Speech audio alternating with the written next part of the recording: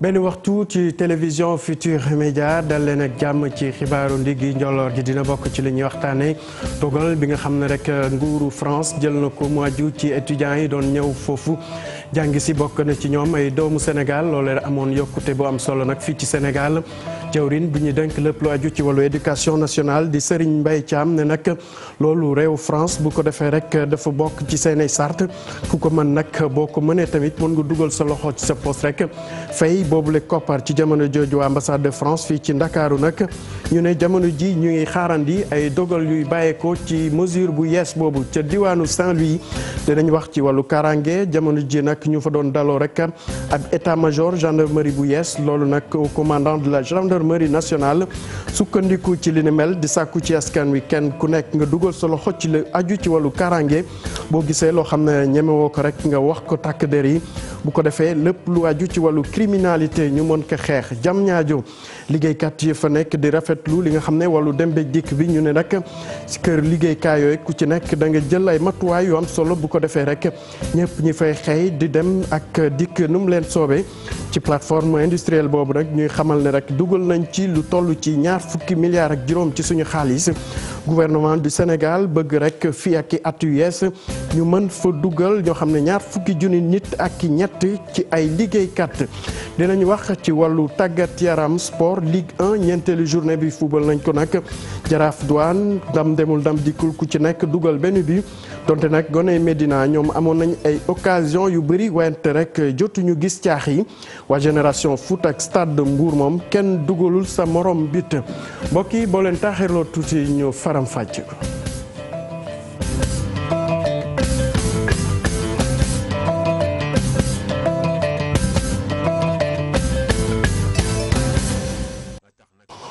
mbokk yi asalaamaaleykum dal leen ak jàmm ci xibaaru benn waxtu yi ñu door rek li nga xam ne mooy dogal bi nguuru France jëloon ci fan yi ñu weesu rek ngir yokk lépp lu aju ci wàllu inscription maanaam koppar bi ñu doon dugal rek ngir mën a bindu ci université yi féete France loole nag jawriñ bi ñu denk lépp lu aju ci éducation nationale di Serigne Mbaye Thiam ne loolu nguuru France bu ko defee dafa saxook li nga xam ne rek mooy seen doxalin li ñu mën kay ku bëgg a dem France nga yokk koppar gi ci jamono jooju waa ambassade France nee na nag ñu ngi xaar lépp luy mandargal boobule dogal Mame Birame Diouf teewoon fa tey àndi ceeg Jafaraba di am ci jamono joo xam ne nii état bu France bëgg na yokk frais d'inscription yi ci université yi nekk ca France loolee nga xam ne nag fi tegle nañ ko rek étudiant yi jógee ca bitim réew ndongo li jàpp ni nag doon na ab mesure goo xam ne nii war nañu ko xoolaat. c'est un peu discriminatoire quoi ñii tey dinañ am possibilité bi mais beneen côté bi population bi ñooñu tey peut-être est-ce que dinañ am bénéfice boobu noonu dinañ am tey opportunité boobu noonu te tamit dañ koy bëgg mais tey duñ ko am quoi. Le Sénégal doon na réew goo xam ne nii li fay jóge ci ay étudiants di jàngee ci France moo ëpp maanaam ci xayma daal mën nañ ni 4000 étudiants dinañ ñëw ca France te boo xoolee lu ëpp 10 000 ci étudiants yi dinañ fay jàngee ci ni mu waree dafa fekk rek ni ndongo yooyee ak it seen i waajur xam nañ ni njàng mi ca France lu baax la lu ñeel yokkute googee ngay wax nag fu mu toll nii ñun ñu ngi def lépp ngir am ci xibaar goo xam ne nii lu leer lay doon ngir it sooga nga xam ne nii ñu ngi koy am ak kilifa yi ci Sénégal ñu mun ko wéyal lépp xamal leen li ci nekk état bu Sénégal nag dafa taxaw ngir gën a ñongal njàng mi te it kon may étudiants yi ñu mën a des seen biir réew continuer seen njàng ba ni ñuy amee liggéey ministre Mbaye Thiam di xam ne ni kon gouvernement bi loolee ko ñor di xam le ni France nag am na sañ-sañ amal yokkute ci frais d'inscription yooyu. ñun li nga xam ne moom la ñu bëgg Sénégal mooy que ne ñu am fi ay institut d'études supérieures ay universités yoo xam ne yii xëj na doomu Sénégal yi dootuñu soxla jàngaan yi dem feneen di jàng te fi mu nekk nii suñu enseignement supérieur mi ngi def ay progrès ci anam bu nekk dama bëgg a wax benn réew bu nekk. li ngay fixé ci say ay impôts ay taxes ay droits ci say université loolu sa coobare bopp la parce que ñun fii ci Sénégal suñuy fixé suñu droit d'inscription duñu laaj keneen ndax dañ koy fixé wala déet. ak salon bi nag ñuy amal kon exposition yi ci diiru ñaari fan di amit ay débat ak i conférence jagleel ko it ñi nga xam ne ñooy ndongo yi. Mame Birame Diouf ñu wax ci leneen kuréel bi ëmb syndicat yi yëngu ci wàllu napp geek yenn mel jamono ji fii ci Sénégal ñu ne dañuy jànkontele jafe-jafe yu metti ba tax ñuy sàkku ci kilifa yi ñu jàppale leen su ko moyul fan yi di ñëw dinañ wàcc ci mbedd mi rek woote wàllu Serif Samb kenn la ci ñoom ñu teewlu ko ci micro Suzanne Seck. tey lu am solo la si ñun dañoo toog ne ci ay guddi yoo xam ni bët set a gudd ci suñu situation ci wàllu payoor suñu situation ci wàllu liggéey ñu ne nag kon dafa jot ñu jógal suñu bopp waxal suñu bopp parce que ay at a ngi nii ñu toog di waxtaan jëlee ko si cëru responsabilité nag parce que syndicat boo fekk na fu ne nga yuux dañ cee bokkutoon ne ay lay wen nañ waxtaan parce que cër bu mag lañ am ci koom-koomu Sénégal ci wàllu napp mi tey ci koom-koom gi la napp mi andi ci koom-koomu Sénégal kenn koy dëggaw ñetti at a ngi nii ñoo ne ci kaw ci classement bañ teg ñiy andi xaalis ci réew mi ñu tënk loolu ne ñun suñu jafe-jafe dafa bari boo ko tàmbalee ci wàllu payoor ga tey ci administration des pêches firnde bi wane na ni ñun ñoo ci gën a néew payoor grève générale bi tey kenn du génn di xeex weer say ngànnaay mais dañoo aw fa yoon nangu ñu déposé préavis de grève le 25 octobre passé la ñu sart mooy maanaam day am weer nga soog a jublu ci li ci topp lañ nas nag pour def ko yaatu na du affaire benn fan de li ñuy laaj ay at amuñu ko duñ ko xeex ci ñaari fan lii moo nu andi tey dañoo sës wax koy jooyee jaadu na suñu mais duñ ko dox ay gor la lii moo andi waxtaan wi tey ci jafe-jafe ñu toll nii bii rek doy na ëmb ñu dénk leen ko nañ ñu firi te yebbeenu fu baax. ñu jóge ci jën yi wax ci mbiru ceeb ak yokkute bi ñu nemeeku woon ci fan yi kilogramme bi nag ñu nemeeku woon ci as lëf ci yokkute loolu rek jëwriñ bi nga xam ne dañ ko dénk lépp lu aju ci wàllu njënd ak njaay fii ci Sénégal moom ne nag boo gisee jafe-jafe yooyu mënoon ci am dafa fekk ne marché international bi mu amoon ay tuuti rëq-rëq waaye nag dinañ def kem kattan ngir fan yi di ñëw rek lépp lu ci aju woon ci jafe-jafe wàllu njëg yi ñu mën ko delloowaat fa mu nekkoon ñu teewlu ko ci micro Aïssatou Gueye Ba. wax ne téeméeri sénégalais yoo jël juróom-ñeent fukk yi ñu ngi consommé li ñu naan la riz brisé ordinaire boobu amul benn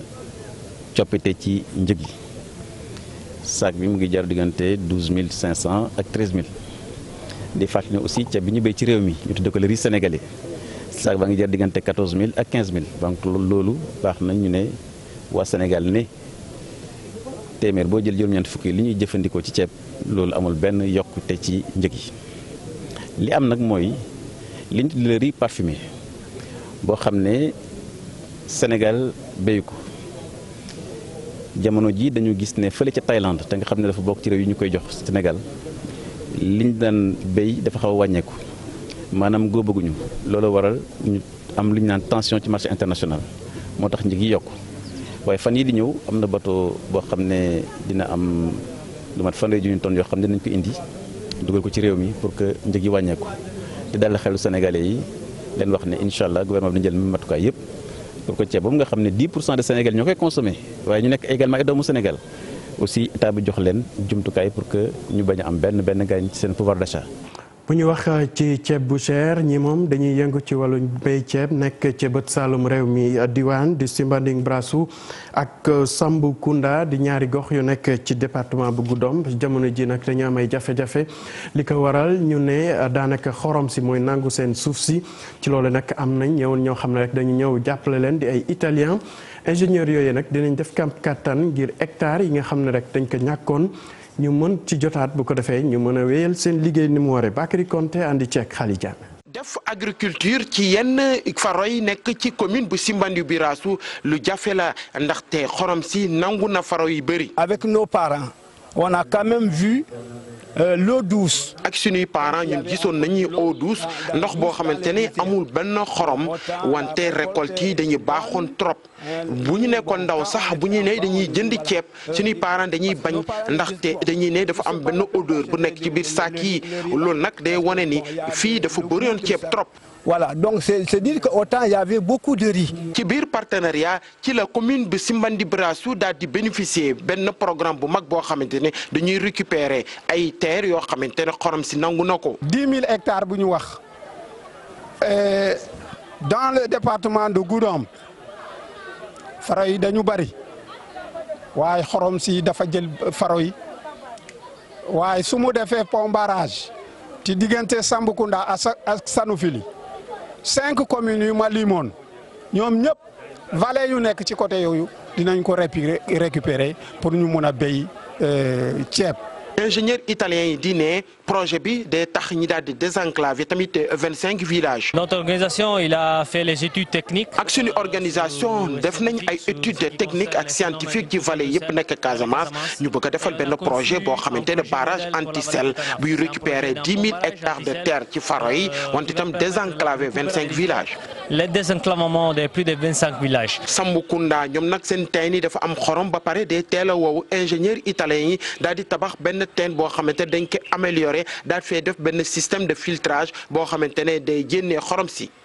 Bakary Konte ñu ñëw ba ca diwaanu Diamniadio foofee nag nguuru Sénégal yëkkati na lu toll ci $20 milliards ak juróom ci suñu koppar ngir dugal ko ci li ñu duppee plateforme industrielle loole nag liñ ci jublu mooy fexe ba ndaw yi nga xam ne dañ doon am jafe-jafe ngir am ci lu ñu jàpp fii ci Sénégal ñu mën a liggéey.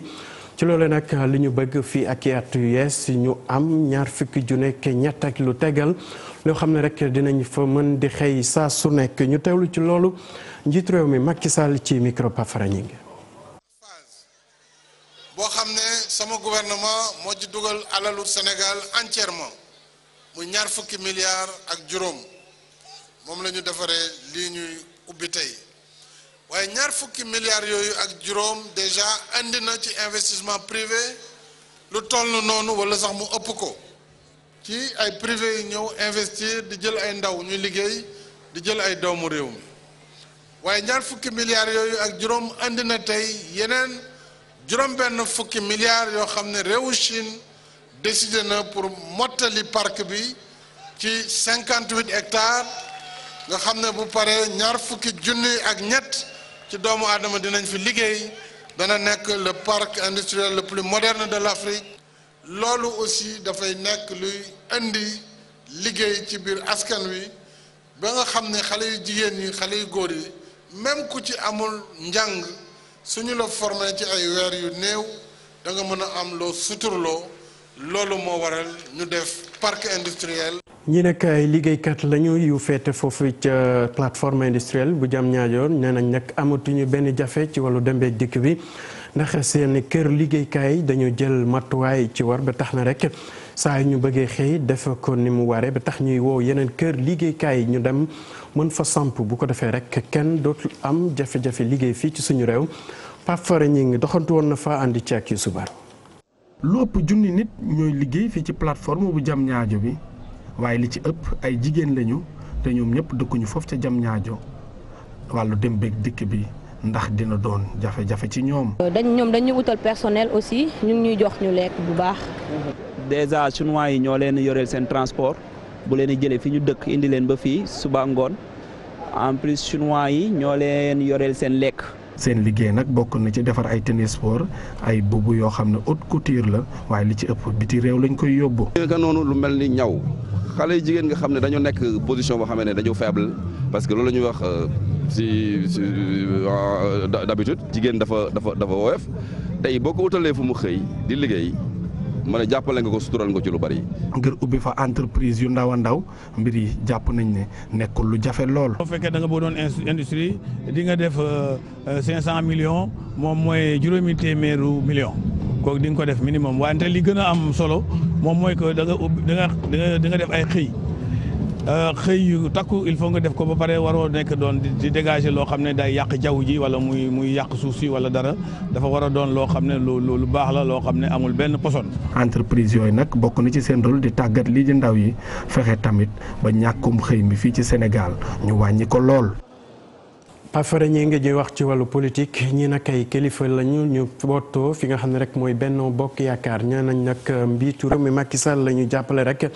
ci élection yi ñuy waajal ndax gis nañ taxawaay bi ba tax na dinañ def kem kàttan ngir fexe bi njiitu réew mi faluwaat ñu teewlu Moustapha Niass ci micro Salif Sow. mooy suñu candidat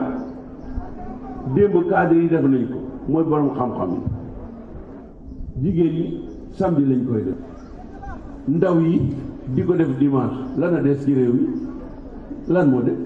kan moo fi mën a dajale lii ñun bu ñu paree ba adopté suñu résolution ne Macky Sall moom la ñu seen candidat ñu ngi koy dénk yàlla suñu borom kan moo mën a dajale lii fii ci Pikine ku ko mën defar tooñu ma kenn nag dama wax rek ne guddi am na bëccëg am na bu waxee ne bëccëg am na kañ bu la neexee nga ne guddi am na. la tànnee nag 15 millions de Sénégalais def ko ci boppu Sénégal waaw nañ ko nangu waay nañ ko nangu nañu ko ñun ñi gëm yàlla de. dañuy desandi ak président Moustapha Niasse ñi nag waa groupe parlementaire liberté et démocratie li ñuy saytu rek mooy ni ki nga xam ne mooy président assemblée nationale ak ñi muy liggéeyal di doxale ak budget bi ñu ne loolee doyu leen dara ba tax na rek ñi woo kenn ku nekk ñu fexe ba nu ñuy jëfandikoo kopparu assemblée nationale boobee gën a leer ñoom nag nee na daxuñu sax ba tase ki nga xam ne rek mooy njiitu réew mi. bu ko defee mbir moomee ñu mën ko teg bu baax a baax waxtaan ci Habib Faye àndoon ci ak Mohamed Dieng. lépp leer ci li jëm budget pencum ndawum réew mi loolee le groupe parlementaire liberté ak démocratie di sàkku. leeraange bi mu war a am ak sérieux bi mu war a am amu si ndax as tuut ñoo xam nan la demee la ñu waroon a jaar yëpp nekkul. ñu ne jot na nag tey nit ñi xam assemblée nationale nan lay doxee assemblée nationale nan lay tëddee parce que nag mënuñu jël 60 jours. di caytu di càmbar budget yeneen institutions yi di càmbar budget ministère yi alors que assemblée bi nga xamante ni mooy suñu kër xamuñu la fa xew. ñoom député yooyee ñaawlu nañ bu baax anam ba nga xamante ni Moustapha Niasse yoree na ko boobu léegi institution. ndax assemblée nationale tey boo laajoon questeur yi budget bi xamuñ ci dara ñoo yow ñoo yem te ñoom ñoo ko seere tey jii ñu gis ne commission bi nga xam ne moo yor wàllu comptable et contrôle gis nañ ne commission boobu mësta daje. benn bi di article 18 benn bi di article 31 ci règlement intérieur wu assemblée nationale mu wax yoon yi nga xamee ne budget assemblée nationale fan la war a jaar ak rapport yi nga war a def te loolu lépp amul. Serigne Cheikh Mbacké Dolly ak ay ñoñom ñoom ne dañu bind bataaxal njiitum réew mi wax ko itam jalgati yi am ci article 18 ak 31 bu ñeel règlement intérieur bu pencum ndawum réew mi. danañu fexe ba lettre bi nga xam ne bind naa ko président Moustapha Niasse ñu fexe ba. ambassadeurs yi nga xam ne dañ fee toogal seen réew ñoom ñëpp danañu fexe ñu jot ko bañ xam ne transparence amul ci assemblée nationale. atum 2019 ji ñoom ñi xalaatuñu benn yoon ñu amal ay wote yoo xamante ni waxtaan du ca am. comme ñoom lajj nañu ci seen année sociale ba dugal Sénégal déficit budgétaire boo xamante kenn xamul nu mu toll ñuy bëgg a daw nag le vrai débat bi nga xam ne moo war a am assemblée nationale ndax plénière day permettre citoyen bi nga xam ne xamul lu xew ci biir commission yi mu mën a teewlu it ni nga xam ne mooy liggéeyu député yi ak rendu bi nga xam ne moom la ministre yi am. maire ba futu la ñu def ci anam ba nga xamante ni député majorité bi yoree nañ ko pencum ndawum réew mi ñoom ñi fare ci liberté ak démocratie amal ab janook taskatu xibaar yi loolee la ko tax a jóg bokkoon na ci ñaax ñii di askan wi ci anam ba ñu yoree kopparu assemblée nationale googe waaye itam ñuy sàkku benn rapport goo xamante ne tasaare nañu ko ci li ñeel wàllum dépense ci atum 2018 gi. Habib Faye ñu wax ci kaaraange askan wi ak itam seen moomeel foofee ca Ndar nag daloon nañ fa ab état major général gendarmerie ci teewaayu commandant de la gendarmerie nationale kooke sukkandiku ci li ne mel di sàkku ci askan wi rek ñu jàppale takk der yi gis ne rek kenn koo xam ne rek da nga gis loo xam ne daf ko xaw a ragal nga wax ko bu ko defee rek lépp lu aju ci wàllu xeex ñaawteef yi fii ci suñu réew ñu mën ci am ndam Ousseynou Diop teewoon fa andi ceek Habib Seck. bu gendarmerie nationale doon itam directeur bu justice militaire Cheikh Sène nii la amalee inauguration bërëb yu bees yi nga xamante ni compagnie ak brigade territoriale bu Ndar moom lañ ko defaral ndaje bi leen nag may na kilifa yi ñu daal di yëy yàbbi ci lu jëm ci wàllu kaaraange askan wi bokk na ci région bu Saint-Louis bi nga xamante ni dafa frontalier ak yenn ci réew yi maire Ndar Mansour Faye gis ni lii day gën a dalal xelu ñi nga xamante ni ñoo nekk ci gox bi. day yokk maanaam en tout cas dëkk bi moom doomu Ndar yi maanaam seen xel dal te loolu c'est important moo wax ko fi. donc di ñaan aussi ñun au niveau de Saint-Louis ñun doomu Ndar les populations de Saint-Louis ñu gën a am confiance au niveau de nos forces de sécurité ñooñu di leen jàppale ci liggéey bi di leen ko yombal parce que tant que ñu ngi ci dynamique boobu je pense que dëkk bi dana dal. ci kàddug au commandant bu gendarmerie nationale lii lay bokk na ci mëbatu njiitu réew mi président de la république Macky Sall ngir gën a taxawu askan wi waaye tamit dooleel gendarmerie. liggéey bi au commandement gendarmerie def fii ci Saint-Louis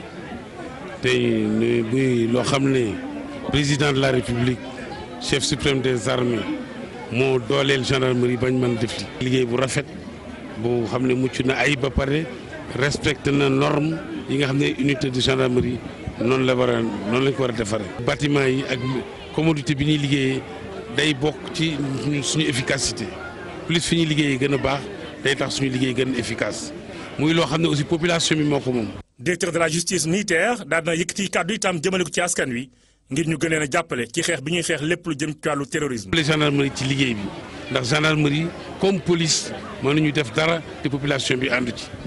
damay ñaan population bi lépp loo xam ne gis nga ko ci sa quartier mu insolite mu inhabituel nga ñëw wax ko dénoncé ko koo fa gis xamuloo ko ndax xamu leen ko mu nekk ci quartier bi ñu ñëw annoncé ko gendarmerie wala police. Ndar nag daloon na compagnie ak brigade territoriale bu bees lii nag di bokk ci li nga xamante ni day tax askan wi gën a am karange waaye tamit gën a dëgëral lépp lu jëm ci wàllu xeex lii di ñaawteef.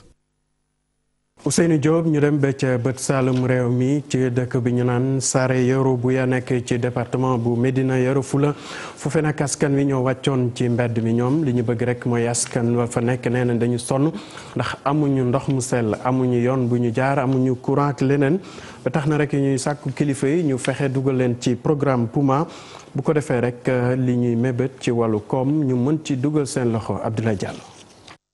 yeewoo ca frontière Sénégal Gambie askan yu fanweer dëkk kaw ak ñeent yu goxu Saare Yoro bu ya biir département bu Médina Yoro Fula ñoo amal dox ñaxtu ngir nguur gi bay leen xel te ubbil leen fa ay yoon. 34 villages c'est zone Saare Yoro bu ya yoon bi ndox mi moo ko yàq amuñu si pexe bi mooy lan ñu ñaan nguur gi nañ jàppale pexe ñu am yoon bu baax mënuñu jokkoondoo tant que amuñu yoon bu baax yoon bi doxee Patta ba Saare Yoro bu ya affaire yoon bi jaaxal na ku ne ci suñu askan boo leen ñu dimbalee ba ñu defar yoon bi dinañu sant yàlla suñu yaakaar bi yëpp ci yéen la tegu bu nawetee kenn du fi mën a jaar suñu aji wopp yu bare ñàkk nañu fii seeni bakkeen ngir jafe-jafe yi. ñàkkum ndox mu sell ak xorom si nekk ci seen fara yi dañoo bokk ci jafe-jafe yi leen di tere nelaw. dañoo indil ab charrette ñu ne ambulance la bu tawee suñu boobu ambulance du mën a dem fenn lu gën koo bare ci malade yiñ ci évacué dañuy faral di dee. gis nga forage bi ñeenti at ñu koy gas am ñu ndox mais ndox mu sell la mais waaw ndox mu sell lañu soxla amuñu ndox mu sell. yooyu askan ñooy invité président de la république ngir mu ñëw gisal boppam ñàkk teew gi programme Puma ñàkk a teew ci goxu frontière yi nga xam ne ñoom la ñu jagleel programme bi ni mel.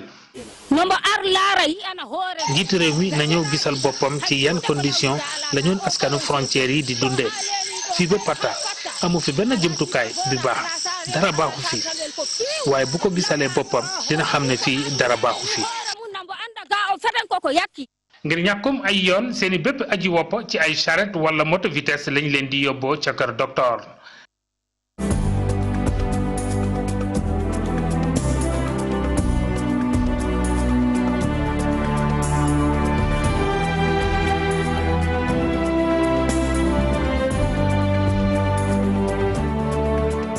ñu wax ci tàggat yaram ANPS di kuréel bi ëmb journaliste yi yëngu ci wàllu tàggat yaram nag fësal nañu atum ren ji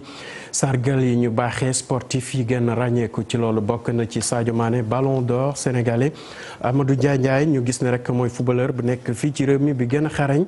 Eumeu Sène meilleur lutteur ci wàllu basket moom équipe nationale féminine la ñu jox raaya bi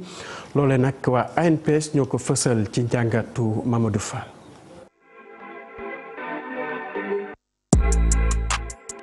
daanaka mbetteel amu ci trophée 2018 bi kuréel gi ngànk journaliste sportif yi di jagleel mboolem sportif yi nekk fii ci Sénégal international attaquant bi di Sadio Mané moom nag la ñu tabb ballon d'or bu Sénégal gannaaw bi mooy juróomeelu yoon muy am kon mu koy tegle moom mi nga xam te ni Liverpool la ne di fu football gannaaw nag saison bu mucc ay bu mu fa def ci atum 2018 moom mi nga xamante ni football na coupe du monde ba dugal fa sax benn bi bokk itam ci ñiy tax club bi di Liverpool wane boppam ci àdduna am ci fukk bi yu mu dugal bokk kon ba Liverpool moomee dem ca finalu Ligue des champions Sadio Mané itam ci championnat Angleterre wane boppam dugal fa nag fukki bi tax nag Liverpool li nga xam te ni rek moo jël ñaareelu place bi Sadio kon dugal fa juróom ñaari bi ci saison 2018-2019. li nga xam te ni moo di titre meilleur footballeur fii ci Sénégal ñu jagleel ko ki nekkoon attaquant bu génération foot moom nag dem ca Metz di fu football muy Amadou Ndiaye moom la ñu tabb kon meilleur footballeur local moom bi nga xam te ni ci équipe bu Denis Biram Ndaw bi la bokk te daaw rek mu jël meilleur buteuru championnat bi dugal fukki bi ak juróom-benn daal di jël itam li nga xam te ni moo di coupe du Sénégal. ci wàllu bëre dóor Eumeu Sène nag la ñu tabb moom mi bokk écurie Tay Shinga te xam te ni moo daan kii di Bombardier daal di jël kon li nga xam te ni moo di roi des arènes bi moom la ANPS tabb nag mu nekk kon meilleur lutteur bu atuma 2018.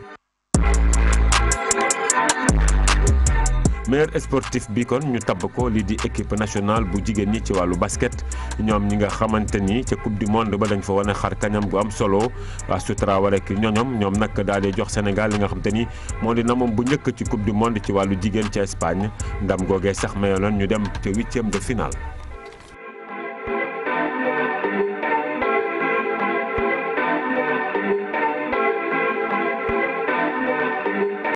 Mamadou Fall ñu wax ci wàllu football ak Ligue 1 diggante Jaraaf ak Douane ku ci ne benn bi nga dugal match boobu nag ñu ne neexoon na bëri occasion rawatina ci gone ñi nga xam ne rek ñooy Medina wante jotuñu làkk caax yi ci beneen match bi nag doxoon diggante Stade de Mbour ak Génération Foot moom kenn dugalul sa morom but Cheikh Sadibou Diarra ci tënkante ceeg Mar Dieng. ndam ba léegi Jaraaf ñu ngi koy wër. ginnaaw ñeent bésu Ligue 1 bi ci seen daje ak AS Douane dañoo mujjee tembo ku nekk am benn bal. dugg nañ ci bu baax vraiment téye nañu bal bi football nañu def nañu li ñu war a def créé nañu autant d'occasion de but yàlla def na bu ñu demoon mi-temps avec 1 wala 2-0 ñëpp kenn du wax scandale ñëpp dañ koy d'accord waaye nag football moo demee noonu daaw amoon nañu réussite ren peut-être difficile bi début bi xaw na difficile waaye sant yàlla. kon nag ni sabatlu di gën a góorgóorlu xale yi ñu xam ne fii dara xew fi ñu xam ne liggéey moo ñu mën a delloowaat ci place bu ñu nekkoon. waa AS Douane yi ñoom jàpp nañ ni tembo bi bonul. tey ñun on est à l'extérieur parce que Jaraaf mooy recevoir Jaraaf les événements là mën nañ ko préparer parce que seen match Coupe d'Afrique ça passé par ce match suñu warta woon match bi rek ça peut se répercuter sur le moral donc on savait ça donc tey partager les points ak Jaraaf je crois que c'est un bon point ñun on est toujours dans la course 7 points on n'est pas loin des leaders donc nañuy accroché wu rek. ci noonu Jaraaf dina door Coupe d'Afrique bi te amagul ndam ba tax nañu bëgg dëkk bi jàppale leen. na ñëpp mobilisé wu jàppale Jaraaf moo fi nekk parce que nation bi drapeau bi Jaraaf la ak Génération Foot na leen gars yi jàppale moo gën li xew na match bi on devait gagner on l'a pas fait leur match était largement notre portée jouer contre l'équipe Douane ultra défensif en fin de compte tu as match nul mais c'est énervant mais c'est pas la fin du monde. ak ñetti poñ yi ñu am Jaraaf jege na bu baax ndaare yi wute ak waa Douane yi nekk ci ñetteeli place bi. Cheikh Sadibou Diarra ñu jekk si ci xëtu yéenekaay ak Mamadou Mouhamed Ndiaye. jërë ngeen jëf pouvoir beeg opposition bi ku leen attewul tey da nga leen atteel que source a nañu neexul ba neexul waaye ñaari wàll yi ci defante la ñu jëm ndax sagara ngay xeeñ ci seen diggante li koy firndeel yéenekaay bi nañu moo di waa Front Résistance Nationale ndaje mi ñu doon amal démb fële ci ministère intérieur ngir càmbar fichier bi ndaje ma mujjuta yegg gaa ñi dañu koo gedd dañoo du mooyu moom mi leen ndaje ba noppi nag daje ci seen biir na seeni pexe ngir guerre ak ñi ci nguur gi maanaam ab conseil de guerre la ñu amal gannaaw ba ñu geddee ndajem démb ma woon ci ministère intérieur nga dem ci assemblée nationale Moustapha Niass ma ko jiite député yi libéraux yi ñoo ngi koy waajal loo xam ne bu sottee dana mere ku ko deful dara ndax nee nañu Moustapha Niass ni mu yoree assemblée nationale tegu ko fenn na mu fa nekkee jaaduwul lu ko neex la fay def moom Moustapha Niass ca Touba nag source a nañu lu doy waar moo fa xew ne député Abdou Lahad Sadaga moo fa détourné junni ak fanweeri parrain yoo xam ne waa kër Pape Diop yi di bokk gis-gis ñoo ko moom Sud Quotidien ak La Tribune xëy bokk gis-gis ci mbir yi bokkit lu ñu bind ci seen xëtu njëkk mu di opposition bi demoon démb ci ministère intérieur àndoon ak seeni expert ngir ñu càmbara leen yëf yi ndajama yeggul dañoo mujj du muy Aly Ngouille Ndiaye